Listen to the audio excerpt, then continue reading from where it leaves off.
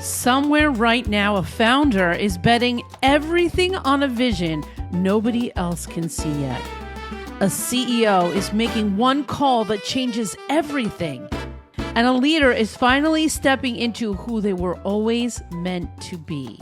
The difference between those who dream it and those who build it? They found the right ingredients.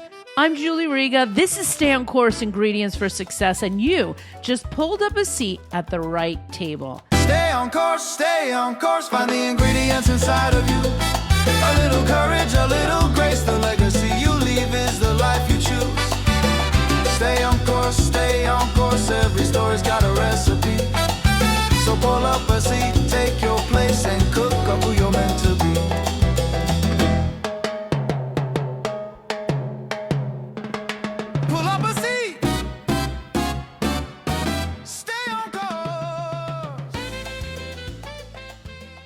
Welcome everybody to the next edition of the Stay on Course podcast. Today I have Vaishali Joshi, and she is an ex-business transformation corporate leader who has led global change for large organizations across the globe. She is a mental agility coach and now helps people become more human for the future, calmer, creative, and self-connected.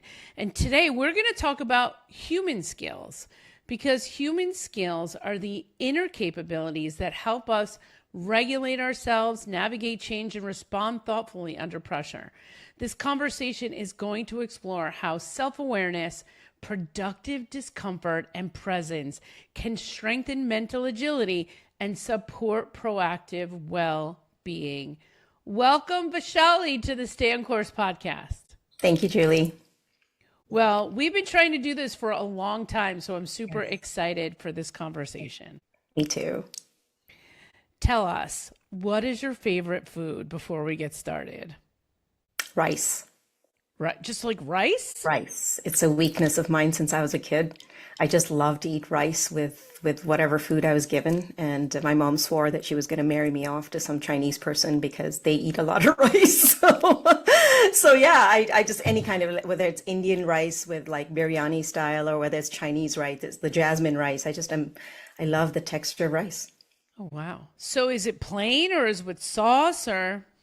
Anyway, Mexican rice, Chinese rice, Indian rice, everything that is cooked rice differently, I love it. I love it.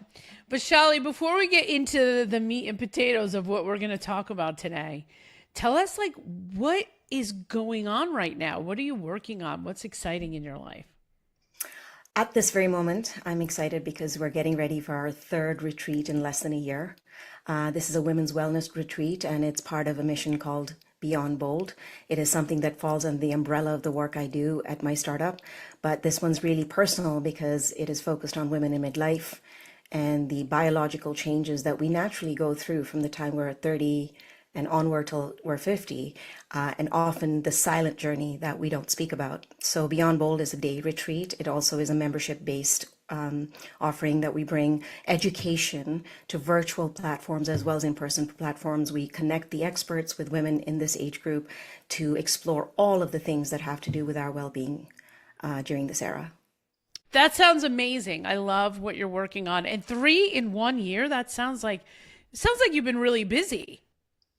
Yeah, I think, and the funny thing is that when it started in November last year, like literally there was no business plan in August or July to do any such thing. There was no such thing on the horizon. But I was invited to come and teach in Tampa, Florida, where I knew a group of women that used to practice mindfulness with me. And it's so amazing how little women communities can create impact the way they did, because they just said, hey, you're going to be in Florida. Why don't you come and teach? And from that came the first retreat, and with a venue and the whole fireworks with it, where we even had 4 TEDx speakers come and teach at the very first retreat. And it was very well received. So that gave me the impetus and the encouragement and the courage to just sort of say, all right, let's build on this thing. And we were back in Tampa in April this year. And for the first time in my own home city, you'd think I'd start there, but I'm actually going to be doing my third one in Toronto in September. It's very exciting. It's so cool. Well, today we're going to be talking about human skills. And we talk a lot about soft skills, But I want to talk about the difference between soft skills and human skills before we get into the ingredients for success. Yes. I think I switched my language pattern from years of using the word soft skills to changing to human skills. And the person who really turned that around for me was Simon Sinek. One day when he actually did the short where he said, I don't know why we call them hard skills and soft skills. The hard skills being your technical skills, the things you were trained to do. And then the soft skills that kind of, help your interaction with people. But we've traditionally always kept those skills, soft skills, defined as these externally focused skills. They are your communication skills. But it really hasn't been about human skills. And so we want people to be more empathetic these days. We want our leaders to be more resilient. We want our people to be more agile. And these are not words that we would have used in the box of soft skills. But human skills really focus on the inward journey we take to be able to project ourselves differently. And I think that for me is the difference. Right. Because I think when we talk about soft skills, I've heard people use power skills. Like there's all these different skills that organizational skills are not hard skills. They used to be called soft skills. Right. So if you read a job description, it was always like communication skills, organizational skills, team management, team facilitation, team oriented people, right? They have those skills. But I think when we call human skills, these big words that we want our people to be, I don't think we anywhere in our education system have actually inserted the right development paths to help them self-connect and be able to read themselves and see themselves from the outside. Those are not things they were taught. We weren't taught that. No, we weren't. I love it. I love human skills. I think that, and I love the definition of it, that they're the inward skills. They're the things that are going to help us build really the foundation of success. Yes. Everything starts on the inside and then you bring it on the outside. But if you don't have the adaptability, the self-awareness, all those things, you don't have the things to anchor into. So I'm excited for this conversation. What is the first ingredient for success? I always say self-awareness. I think that one's ability to see themselves and see themselves from multiple angles is crucial to be able to change their own perception of things. And I think that's a superpower. Yes. So teaching, I teach this to my teenager as well, is everything he does and every interaction he has, I try to see what were you doing in that? What were you thinking? What were you feeling? As opposed to, well, we just did this thing at the surface level. But when I try to get him to see why was he seeing certain things that way, I think that is the first thing I look to develop in people. Yeah. The understanding, it's like watching your thoughts. What are you thinking about? I mean, how many times do we catch ourselves? I catch myself recently, what is this fear thing? Like it just keeps like it's a record that keeps playing over and over again. And if I'm not aware of what's happening, you can just kind of live your life in this zone of like not being present. I'm trying to get the right word. I don't know what the word for it is. It's just like you're a zombie. You used a good word. You used a good word there. You said, watching yourself. It literally is about having the skills to step outside of yourself. And the more you do it, the more innate it becomes. The ability to step outside of a situation, if it's a conversation, now it's habitual for me. But a lot of our somatic practices, this is why I really bring those two things together. It's not about, hey, can you take a journal and start stepping outside yourself? Not everybody can do that. But there's neuropathways in us that open up through somatic practice that allow us to say it's safe to move back and look. And there's a very well established word called the watcher. So in somatic practice, we refer to the watcher, the observer inside, this power we have within ourselves that we don't really develop because, we're busy becoming doctors and accountants and many other things. That watcher, if awakened inside of you, will always be this friend next to you saying, all right, you're in conflict right now. What's happening to you inside? And they're just watching you and helping you with that feed. Yeah. So I think that's one of the ways we teach self-awareness, because a lot of people think, yeah, I'm self-aware. but there has to literally be a built-in practice for A that. practice. So, okay, so tell me about the somatic practice. Like, what does that mean exactly? So, when people refer to somatic practices, there are many different modalities. I'll take one that everybody can relate to. We go to the gym, we do physical exercise. It's good for your heart, it's good for your weight, it's good for many other things. That's your external, right? But it also then boosts certain hormones, and then it makes you feel good about yourself, and all the serotonin and endorphins that go. But what you'll find is that after a while, they'll normalize and you'll go back to where you are. But the body has this biological ability to actually shift your perception of things. So if you weren't happy before you work out about something, you come out of your workout and you suddenly are okay with it. You're like, okay, done with that, right? So that's what the body has biologically been able to do because you went through a certain physical exercise. I teach people mental exercises, and these are somatic practices like breath work, like different types of meditation. Not one type of modality works for everyone. So we kind of experiment to see what works, and then we build practices out of that. So you may have like a very specific practice that really you can embrace, that helps you in the beginning of the day, at the end of the day, to center yourself and be able to see yourself with clarity and kind of detach from all the beginnings and endings of the day. Right. So somatic practices come in many. There's tapping, there's breath work, so many types of breath work. There's music, there's moving meditations, there's sedentary meditations. There's all kinds of self-observation somatic practices that basically over time will change the way in which your normal thought patterns navigate through situations. Ah, interesting. So where does the word somatic come from? Is it from is it not religious, but does it come from a spiritual No, practice from a certain part of the world? no. You might have, no, it does not come from any of those realms, actually. You might have heard psychologists use the word psychosomatic. Okay. Yes. So that's where it's a scientific word, Oh, okay. referring to different types of energies that we have. We have physical energy, we have emotional energy, we have spiritual energy, we have emotional energy. So there's different types of somatic energies around us, and Yeah. knowing how to play with that is what the somatic practices are about. Yeah, and I don't think we learn about this stuff. Well, I don't know about it. Apparently, I don't No, we know don't. about it. I always think as a corporate leader, I say this, I tell this as a keynote, is like, I remember starting and stumbling through my corporate jobs when I was 22, right? Like, and all your insecurities and all these big people with their big titles. And then you're like stumbling through those interactions. You're very clumsy.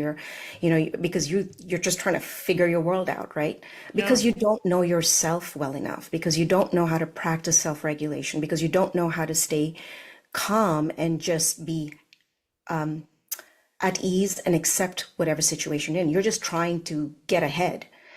But when I got a title of director of something, one day my boss said to me, "Oh, now you get to go on a leadership development course, and we're going to like invest $10,000 and you go away for like a week." And so I did. And of course, back then I was thinking, great, and I went. And then I came back and I said to him, why don't we do this stuff earlier? Why did I have to wait decades to get to this point where you decided to give me this education?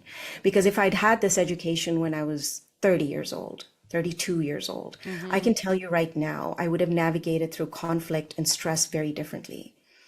And so Mm-hmm. it was just feedback from me, as well as I said those words, is that one day I was going to make that available for people who are younger. And I think the Aura experience is exactly that offering, whereby I have health professionals, tech professionals, business professionals of all ranks come and do this 6-week thing with me, where we learn these things that we probably could have used earlier in our lives. Mm-hmm. Mm-hmm. And it's really to self-regulate so we don't spiral in stressful situations. Yes. I'll add one more thing, Julie, because I know you're the queen of teaching people presentations and communication skills. I believe strongly that presentation and communication skills, if mastered, come naturally when we actually do open up these channels within our brain that help us be more present And every moment, every word that you're articulating right now is actually going through the sieving process of what words to choose. That comes from a little bit of a cleaning in your mind, as opposed to trying to find the words and fumble through things and say, well, no, wait, let me choose a better word, right? So I think that our communication also becomes flawless when we're able to first do the mind management aspect of it. Clear the mechanism. They say choose the response, Choose the learn to response. choose your response. And everybody goes, huh? Well, yeah, I have to pause. And then I have to think about how I want to lash out in anger. And then I decide I'm not going to lash out in anger. And instead, I'm going to choose my response differently. Yeah. How many of us know how to navigate through those 4 steps up here and choose those words? Yeah. Right. I did teach a conflict resolution class for a while. So Yeah. in that class we talked somewhat of this, but I think what was missing is the deeper self-awareness practice. Because, we go to these classes, we learn a mild version of it, but I think like the spending more time in practice of the self-awareness activities is going to build the habit. Yeah. Yeah. And not everyone subscribes to the breathing. They're like, it's just something that people don't try long enough to actually see the difference. And that's the issue today, is maintaining a practice first takes discipline for what they say is maybe about 40 days. That's what happened with me. The first time somebody handed me, I had just gone through divorce.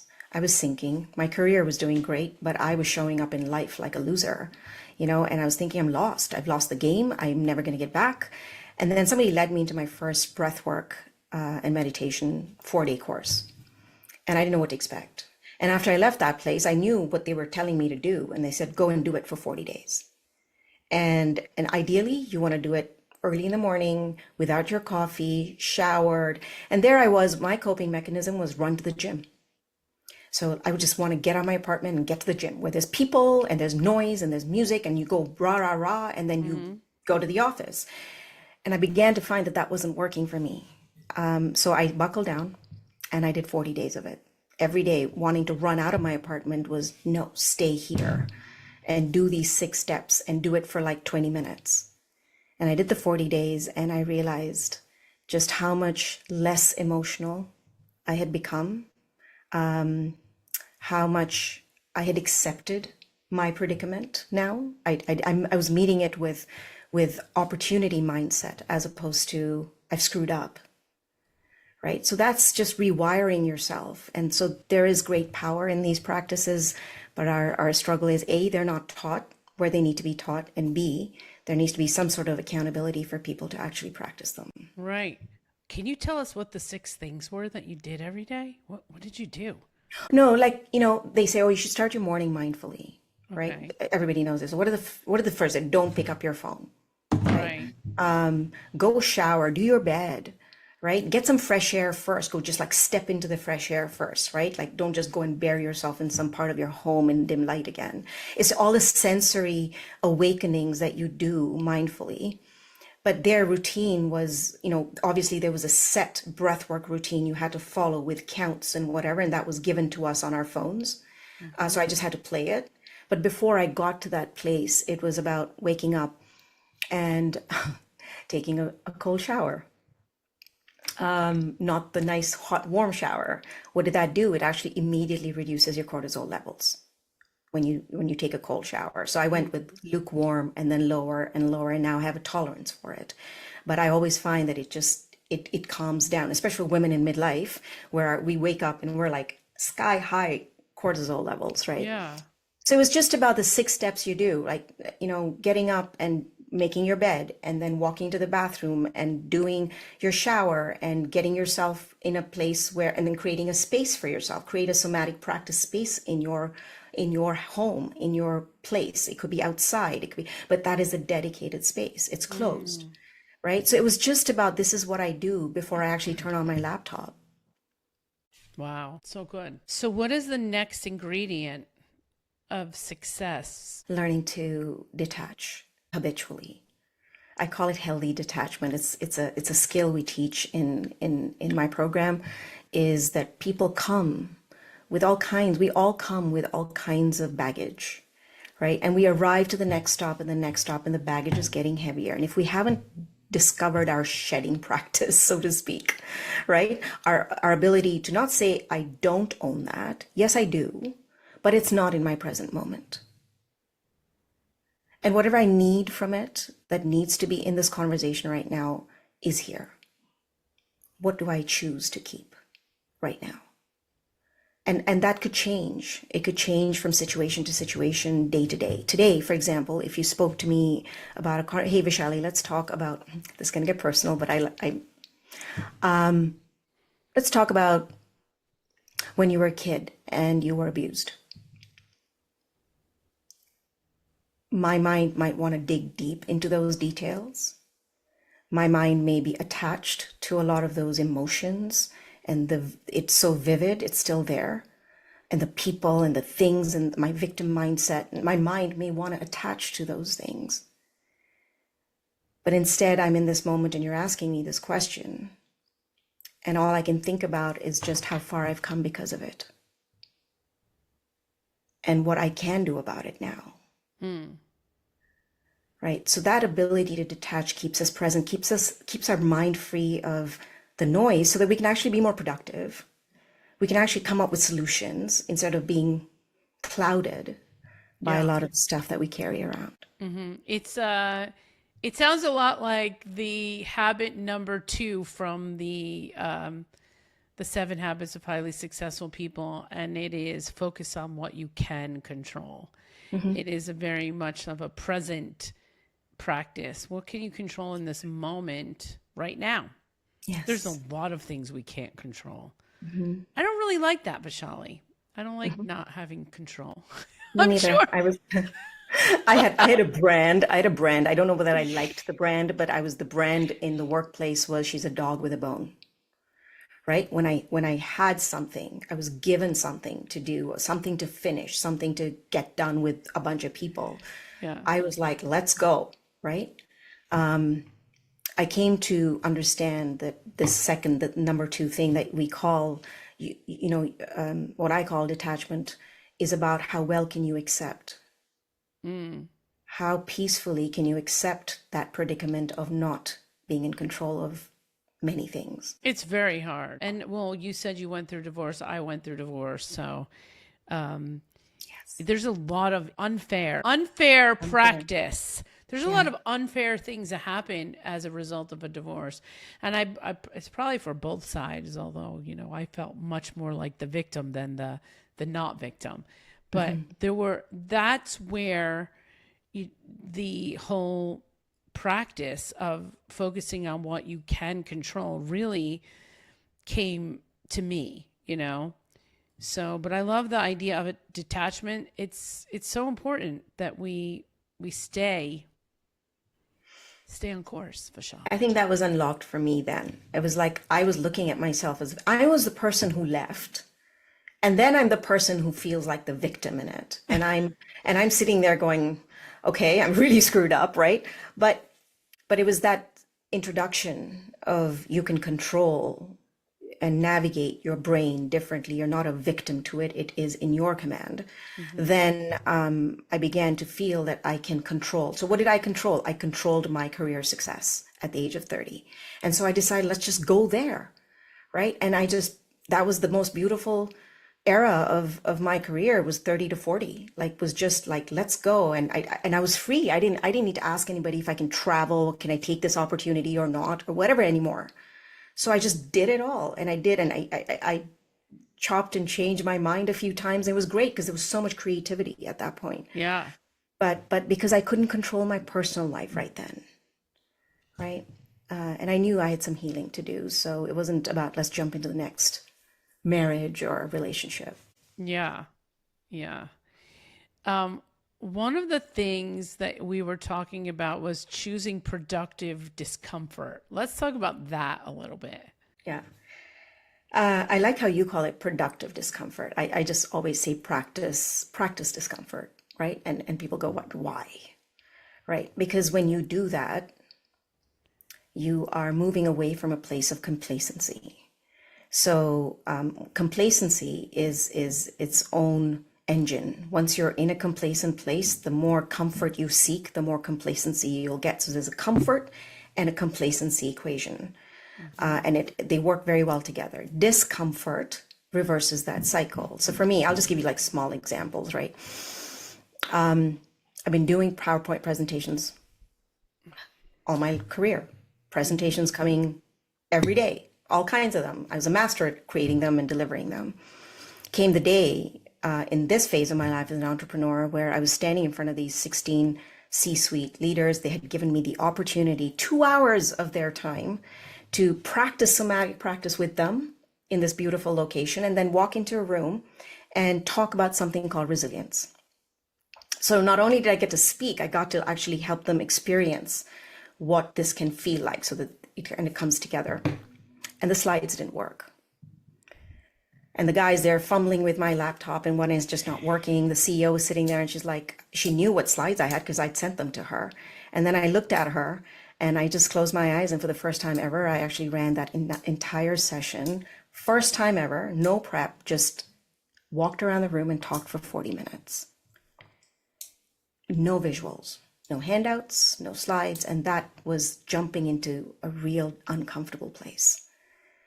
But letting it roll and giving yourself permission to screw up, and saying that's okay. So I did, and I can recover from that. That confidence. That was the day I realized that I can actually give a keynote. I don't need a piece of paper. I don't need something visually to look at. But I think that now I do things like every 3 years, I'll go and set up some expedition to go climb a mountain. You know, I love walking. So I'll do something like that, but make myself super uncomfortable. I'm not saying people should start taking these big steps, but, you know, start delivering a presentation without any visuals. What are those ideas, those top 3 ideas you want to relay without any visuals? Yeah. You know, 5 minutes. Right. I mean, I would have made sure that I had a handout with me just in case. Yes. Today you put me on the hot seat just before when you said, what are those 3 ingredients? I didn't come prepared. I don't know what they are, you know, but it's good that those places of discomfort is where you practice. Yeah. I've been talking a lot about OCD. There's a family member that I have that has some issues, right? So we've been talking a lot about exposure therapy. This is exposure therapy, you're basically telling us. Yeah, you're right. You're right. You have to expose yourself. Yeah. To be in the uncomfortable situations so that you can overcome the thing. Because you know what I think is interesting is that all of our lives, we're really good at telling ourselves stories. You know, we tell ourselves some great stories and some really bad stories, but, you know, a lot of times we're telling ourselves stories that are blocking us from the thing. And so if we could challenge the story, we can create a new story by putting ourselves in these situations and then, you know, adding the story that is going to help us get through it. So there's a lot of challenge to our mindsets in these times. Yes. And how do you challenge your stories, Julie? What do you do? I like to have an I can story. How can I? How might I do this thing? So I always challenge my story with possibilities. Like I'm a possibility person.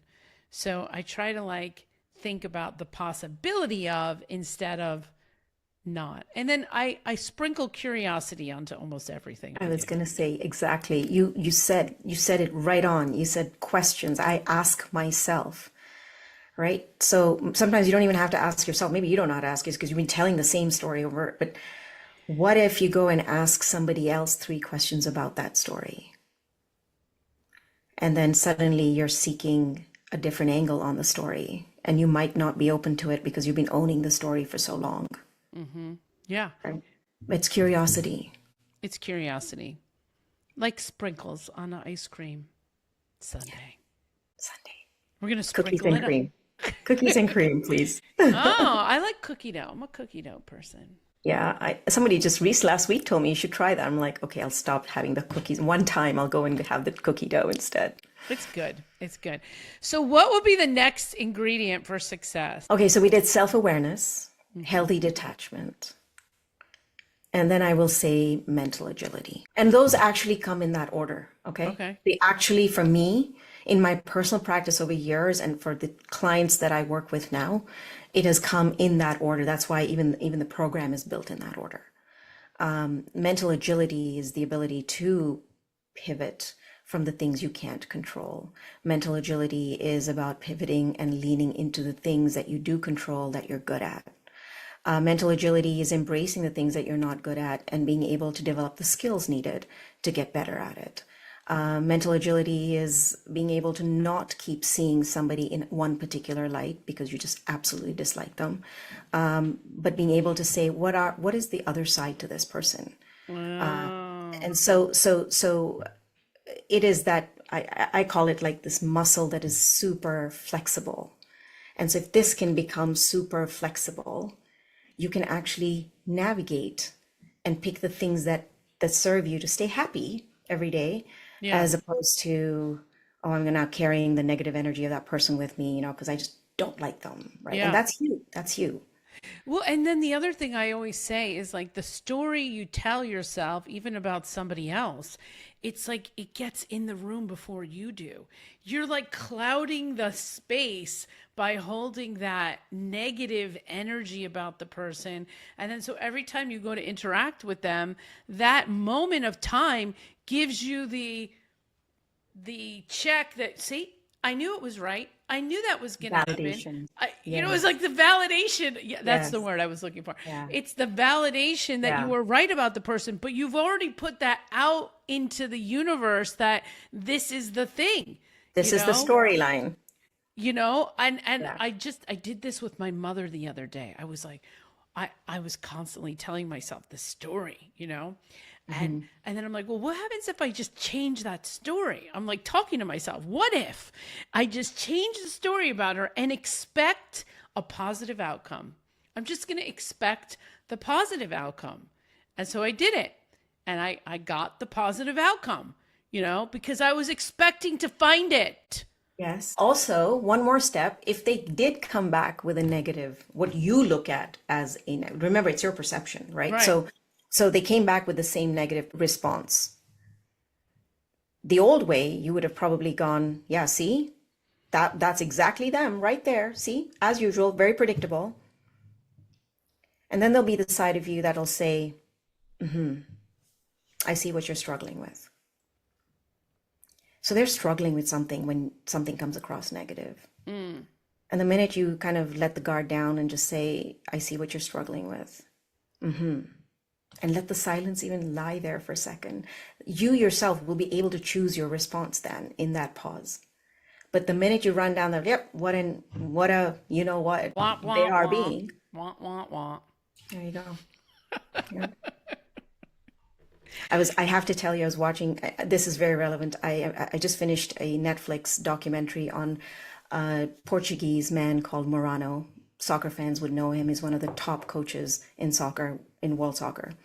And so I watched this whole thing. This guy feels like a dictator. Okay. Like he comes and he just literally undoes the entire team and rebuilds. And every time that team wins, like 8 cities in a row, the guy just creates winners, winners, winners, winners, right? But it is his way or no way. Okay. He's uncompromising. And so that he was asked by a guy, one of the media, what does it feel like? What do you say to the people who hate you? And he says, them hating me is their problem, not mine. And I was like, no wonder you're able to get through so much adversity. You're not sitting there looking for validation. Yes, he is very dictator. There's many things to dislike about him. But he was such a great mind to unpack. I highly recommend it. Okay. I will watch that. Vaishali, this has been an amazing conversation. Where can our audience find out more about you and what you're doing? You can look me up on my website, which is www.vishali-joshi, joshi.com. You will find me on LinkedIn at Shine with Vishali. That's my handle for all my socials. So Insta, Facebook, or on LinkedIn at Shine with Vishali. Awesome. Awesome. Do you have any final words for our audience? I would say right now, I would say to people that this has been, for most people, may not be for every one of you. This year, particularly, it was known to be the way it has been. It was written at the beginning of this year, the fire horse, carrying a lot of pace, a lot of speed, a lot of energy, and it's like this hurricane or this horse as they depicted on fire. Right, that was the energetic reading of experts, and they said you'll either go one of two ways. You will either get run over by it, or you will have mastered to harness its power and move forward. And so I'll say to everyone right now, reflect on this past few months and decide for yourself, are you getting run over? Or are you feeling like I'm really moving at the pace of this? And if you're getting run over, this is a great time at the end of this year, in the last 3 months, to start to think about, how do I avoid that next time? Love it. Thank you, Vaishali. It's been an amazing conversation. Thank you, Julie. Thanks for having me. It's been so much fun.